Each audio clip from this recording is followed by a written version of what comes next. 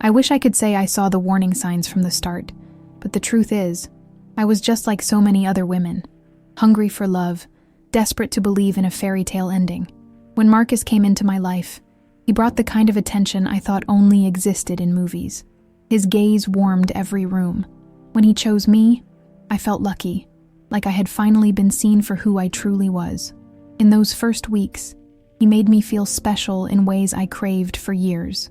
Morning messages, evenings full of laughter, promises whispered under city lights. He told me that I was different, that no other woman ever understood him like I did. I wore that praise like a badge, convinced our love was different. I tried so hard to hold on to that feeling, the belief that I was the exception to every other heartbreak story I'd heard from friends. But slowly, the compliments turned into critiques, and the warmth faded into cold. If I chose my own clothes, Marcus would laugh and say, "Are you sure that's your style?" When I had a win at work, he'd downplay it or change the subject. If I wanted to see my friends, he sulked, asking me if I was bored of him.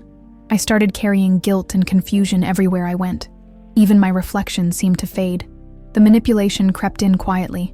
If I questioned something, where he was, who he was with, he'd sigh and call me paranoid, clingy, or jealous. "You're too sensitive," he'd tell me, as if my feelings were a burden instead of signals that something was wrong. I internalized so much of that pain. Like so many women, I thought if I were prettier, calmer, less difficult, he would love me better. I stopped speaking up, tried harder to be easy and agreeable, to win back the man he pretended to be. It wasn't just emotional neglect. He needed me to be available for him, emotionally, physically, even financially. When he was sad or stressed, I was expected to drop everything and comfort him. When he was bored, I had to entertain him. When he wanted something, he would flatter me until I gave in. But when I was sick, burning with fever, shivering with chills, he was gone, out with friends, and told me, "You'll be fine." That was the day something inside me broke. My self-esteem was crushed by his narcissism and endless manipulation. I excused his abuse as flaws or baggage, just like he wanted me to. I became his supply, love when he wanted it, reassurance between his adventures, someone to pick up the pieces after he sabotaged another part of his life and blamed everyone but himself. As I look back now, I see the classic signs of a toxic relationship: the gaslighting, the emotional abuse, the way he made me feel small so he could feel powerful. Marcus never truly loved me.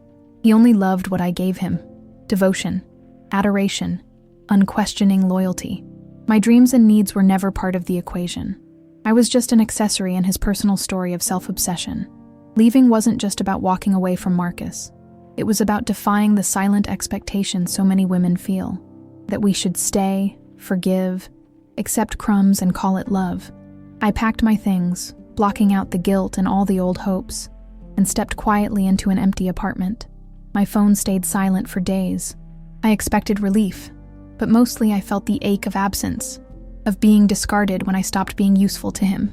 Now, I'm learning, softly and slowly, how to love myself again. I reconnect with friends. I spend evenings with music instead of arguments. I write down small victories. The first time I slept all night, the first time I laughed without thinking of him. The scars remain, but they remind me that I survived. If you're listening to this, and you see yourself in my story, please know, your worth does not depend on what someone else takes from you. You are not alone. Healing takes time, but there is freedom waiting on the other side of the narcissist's abuse, even when it seems impossible to imagine. The world feels unfamiliar in the quiet after him, but I am learning to be present with myself again. There are evenings when the loneliness bites deep, and I question if I made the right choice. If maybe it would have been easier to stay, to go on pretending. But then I remember the emptiness in his love, the way he'd use my kindness like a crutch, draining me until I barely recognized the woman in the mirror. I am slowly reconnecting with the parts of myself he tried to erase. At first, every decision felt foreign. What music do I actually like? Do I want tea or coffee in the morning? Should I call a friend? Or just enjoy an hour with a book? These were simple choices, ordinary freedoms, but I'd forgotten what it meant to live for myself, not for his approval. Friends have started returning to my life. They listen, nod, remind me I'm not the only one who has fallen under a narcissist's spell. So many women I know have whispered their own stories of manipulation, of loving someone who never gave anything back, but took everything offered. We hold space for each other, grieve together, and with time, laugh again. Their support helps soften the ache, helps me believe that the wounds from a toxic relationship can heal. I still have flashbacks, those moments when his voice slips into my thoughts, questioning my memory or my worth. But now, I notice them for what they are, ghosts of gaslighting, echoes of the narcissistic abuse that held me captive for so long. Each time I resist believing those lies, I feel stronger. Every day without him is another day I choose myself. There are setbacks too. Some mornings I wake up missing the companionship more than I miss the man. There are still moments when I almost blame myself for letting it go on, when the doubts creep in and whisper, maybe if you had done more, given more, loved more. But then I remember, no woman can ever fill the empty well of a narcissist's need. No amount of sacrifice can make someone love you who only knows how to use. Instead, I've begun new rituals just for me. I light candles before bed, keep the window cracked open so I can hear the city at night, journal what I'm grateful for, even if it's just a moment of peace. With every small act of self-kindness, I am stitching back together the parts that Marcus tried to tear apart. For every woman listening who's doubted her own reality, or felt erased by someone she loved, please believe me, you are not alone, and this is not the end of your story. You can reclaim your voice. You can begin again. I don't know yet what my next chapter looks like, but for the first time in a long time, I trust that it will belong to me, and only me. Some mornings, I run my fingers along the condensation on the window and realize I'm not searching for anyone but myself. The constant thrum of anxiety is fading. I no longer jump at every message or ache to explain myself to someone who never really listened. It's quiet now, sometimes painfully so, but in that quiet, I'm discovering the sound of my real voice, the one he buried under guilt and second-guessing. I started making small promises to myself. I promised not to apologize for my feelings. I promised to answer my own needs first. I promised to forgive myself, over and over, for the times I confused being used with being loved. I'm gentle with my progress. Some days I move forward boldly. Others, I just try to breathe and let the day unfold. With time, the panic has turned into a softer, steadier strength. I'm rebuilding trust from the inside out, trusting that my intuition isn't broken, that my boundaries matter, that my desires and dreams count for something. Each time I say no without guilt, each time I reach out to a friend or pursue something I care about, it's an act of defiance against the version of myself that he created. My life is growing outward again. There are new people, new possibilities, a slow but certain expansion where once there was only withdrawal. I think about Marcus sometimes, but less and less. When I do, the sharp ache is duller, replaced by a quiet certainty.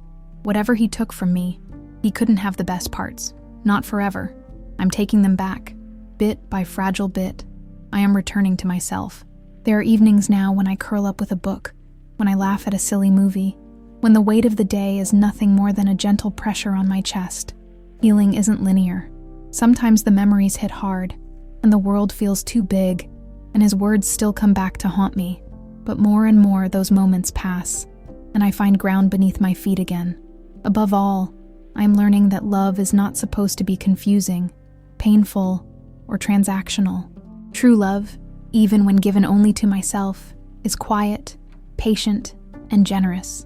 For the longest time, I thought I needed someone to complete me. But now I see, I was always whole, even on the days I felt most broken.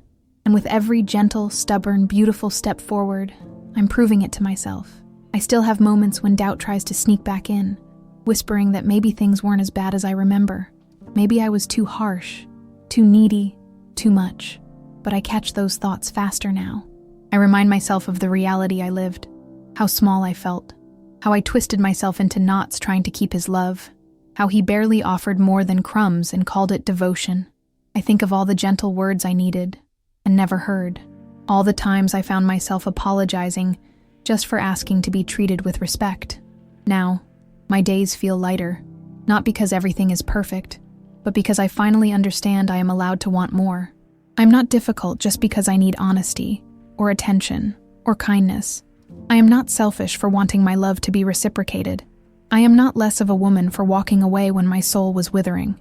Sometimes, when the light fades and evening settles, I catch my own reflection, face softer somehow, eyes with a little more peace, a little more spark.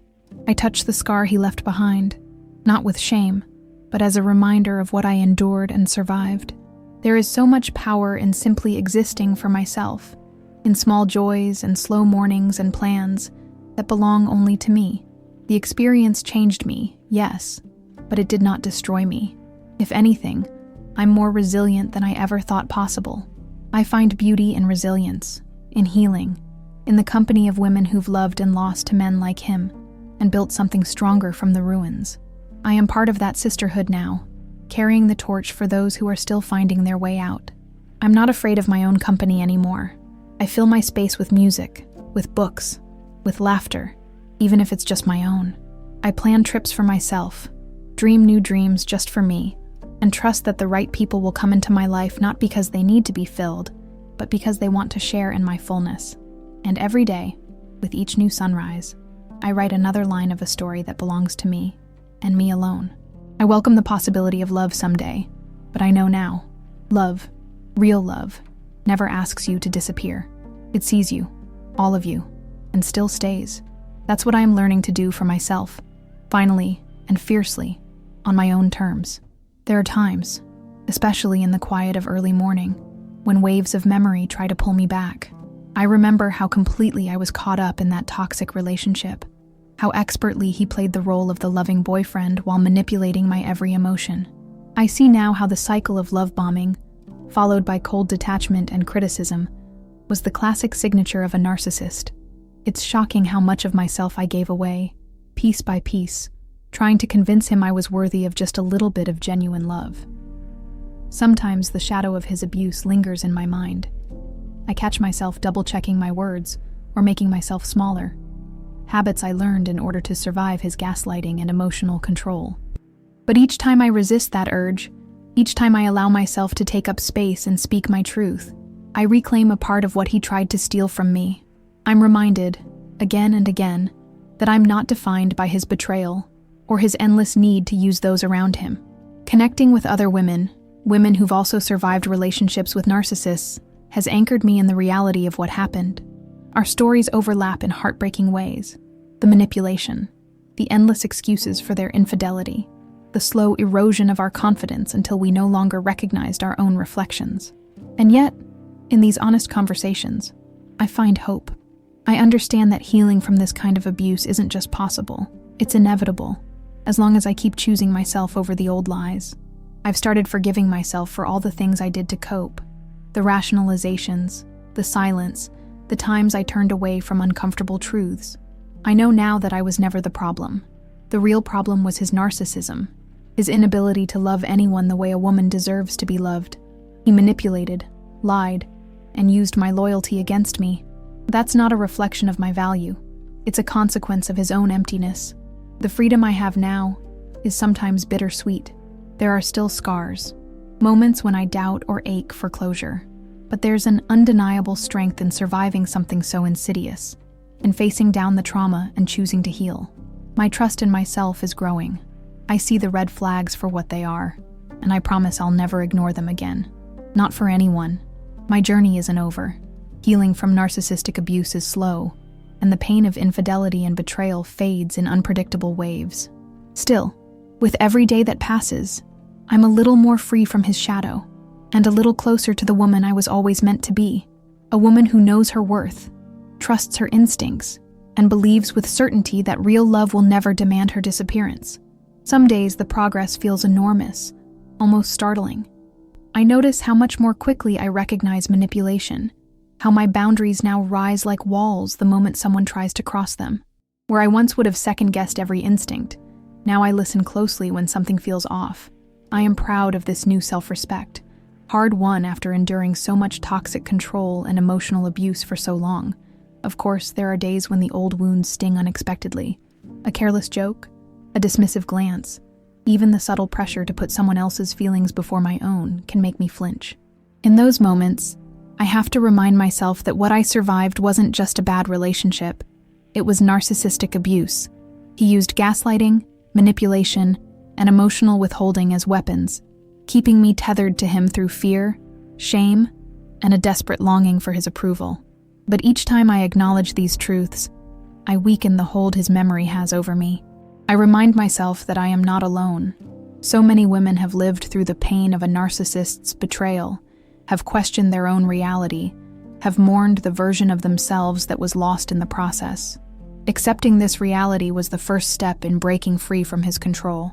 I see now that everything I wanted, kindness, empathy, partnership, was never too much to ask. My longing to be seen, loved, and respected wasn't something to be ashamed of. It was his inability to offer those things that made the relationship so unbearably toxic. He twisted my needs into weaknesses, used my love as proof of his own power, made my doubts about his infidelity somehow my fault. I am learning day by day that I don't have to accept scraps or survive on hope. I deserve real love, the kind that uplifts, supports, and heals, rather than destroys. My voice gets louder with every story I share, with every boundary I reinforce, and with every moment I choose peace over chaos. The journey ahead isn't linear. Some memories sting, some doubts still arise, but what used to feel insurmountable now feels like something I can bear, and eventually, something I'll leave behind altogether. I am not just a survivor of one man's narcissism and betrayal. I am a woman rebuilding herself with every honest breath, every courageous no, and every gentle act of self-compassion. Maybe I can't erase the past, but I can reclaim my future, and that above all is my greatest victory. With every small victory, every time I honor my own limits, or speak my truth without apology, I feel the distance growing between who I was in that relationship and who I'm becoming now. My sense of self is returning, stronger and more resilient with each passing week. I look back on the woman who tolerated so much emotional abuse and manipulation and feel both grief for what she endured and gratitude for her courage to finally walk away. I am gentler with myself now. I understand that healing from a toxic relationship with a narcissist takes time, and that certain days will be harder than others. Some days memories bring a sharp ache, the familiar twist of his gaslighting words, the coldness that settled in after he discarded my feelings for the last time. I let myself grieve on those days. I remind myself that feeling the sorrow is not moving backward. It's proof that my heart is still open and alive. Support from other women has become one of my greatest sources of strength, whether it's a friend's late-night message or finding another survivor's words online. Knowing that what happened to me is not unique brings a deep, strengthening comfort. Together, we name our experiences for what they were: narcissistic abuse, emotional neglect, calculated manipulation, exploitation, and betrayal. Naming it has power. It's the first act of reclaiming my story. I no longer minimize what happened or question my memory. The patterns are so clear in hindsight. The cycle of love bombing and withdrawal, the constant gaslighting, the way he'd use infidelity or threats of abandonment to keep me unsteady and craving his approval. That was never love. It was about control, about feeding his ego, about keeping me small so he could feel big. I know this now with absolute certainty. Slowly, the residue of his voice in my mind is being replaced by my own. I am learning to trust myself, my intuition, my boundaries, my right to say no, and to expect respect in return. I protect my peace fiercely. I listen to the warning signs in my body, and no longer ignore them just to avoid confrontation. I realize I am not difficult or broken for leaving a toxic relationship. I am brave. One morning, I wake up, and the first thought is not about loss or pain, but about possibility. I let the sunlight in and think, maybe today I will plant something new, or take myself somewhere beautiful, or simply rest without guilt. My life stretches ahead, not defined by a narcissist's needs or moods, but by my own desires, my own dreams. I am finally the author of my own story again, and I will never give that power away. I'm learning to celebrate even the smallest moments of independence. There's a joy in choosing how to spend my day, in wearing what I love, in eating what I crave, in laughing without waiting for approval or fearing judgment. These freedoms are new, and sometimes feel unfamiliar, but they are mine, earned from the ashes of all that was taken from me. I notice how I move differently now, carrying myself with a quiet confidence that wasn't there before. My eyes meet my own in the mirror, and and I know I have survived something that so many women endure in silence. That knowledge doesn't burden me, it empowers me. I hold space for my sadness, yes, but I also make room for pride. I endured the storm of his narcissistic abuse, the relentless gaslighting, the betrayals and manipulation that wore down my sense of self, and I walked through it all into my own light. The more distance I put between myself and that toxic relationship, the more vividly I see the ways he used me, how he took my empathy, my loyalty, my desire to care, and turned those gifts into chains. I used to think my softness was a weakness. Now I see it as my greatest strength. It allowed me to love fully, and it's allowing me to heal fully too. There are nights when the loneliness returns, but I am not afraid of it anymore. Loneliness is honest. It is a space I can fill with new things. Friendships rebuilt, passions rediscovered, dreams that belong only to me. I am not afraid to sit with my feelings, to remember where I have come from and where I am going. The pain no longer controls me. Instead, it reminds me how far I have traveled. In letting go of what was never truly love, I have made room for the love I can give to myself. I chose myself, finally, and that choice grows roots a little deeper every day. For the first time in years, I am genuinely hopeful. The wounds left by his narcissism and abuse may never completely disappear, but they no longer define me. Each day I choose truth over lies, kindness over cruelty, and peace over chaos. And while my healing journey isn't finished, I know one thing for certain. I am no longer his mirror or his supply. I am my own woman, stronger, wiser, and truly free. Now, as the story of us settles quietly into the past, I carry with me a new understanding, a resilience I never expected, and a deep, unshakable commitment to myself. I no longer chase after apologies or explanations from a man incapable of giving them. I no longer lose sleep searching for answers to questions that only led me in circles, trapped in his cycle of gaslighting, manipulation, and emotional abuse. My life is not free of scars, but every day those scars remind me of my strength, not my weakness. I am proud of the woman I have become through this journey, a survivor, a woman who can name exactly what happened to her, a woman who will never again let someone else decide her worth. I look to the future and see possibility where before there was only fear. I let myself be excited by simple things: coffee with a friend, a good book in the evening, music in a sunlit room. I trust myself now, perhaps for the first time ever. I know the signs of toxicity, of narcissism, of someone using my empathy and kindness for their own gain, and I promise myself I will never trade my peace for someone else's approval again. It took losing him to finally find myself, and as I close this chapter, I do so with gratitude for the lessons, for the women who walked beside me, and most of all, for my own bravery. I am not a victim, I am free. My story belongs to me, and every page that follows will be written on my own terms, with hope, honesty, and love.